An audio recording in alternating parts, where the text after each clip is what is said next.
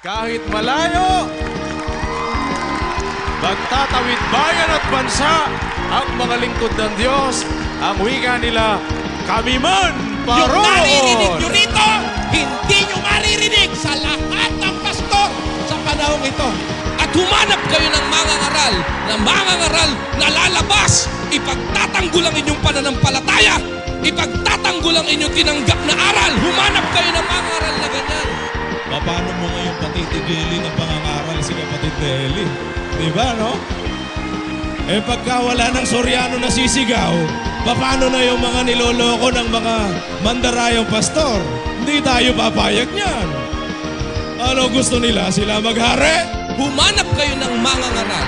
Humanap kayo ng aakay sa inyo na kagaya ng umaakay sa atin na ngayon, na yung sa kanya ibinibigay, yung ibinigay mo na sa kanya na para sa kanyang pansarili niya, sa kapakanan ng kapatid, willing pa rin siya na gamitin sa kapatiran, willing pa rin siya na ibigay sa nangangailangan. My Humanap God kayo. is far greater than every other God. Mula sa aking pagkabata, isang bagay ang natutunan ko sa kapatid na Eli. Magsakripisyo, magbigay para sa kapwa-tao. Pain mo na yung sarili mo para lang sa kapakanan ng kapwa-tao.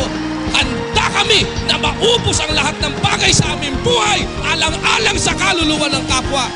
Pintasan mo na ako ng pintasan. Tutuloy ko. Kailangan marinig ang aral ni Kristo totoo sa lahat ng panig ng mundo.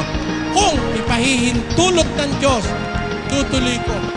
Greater is He that is in you than that is in the world. Mas makapangyarihan ng Diyos ko kaysa sa Diyos niyo.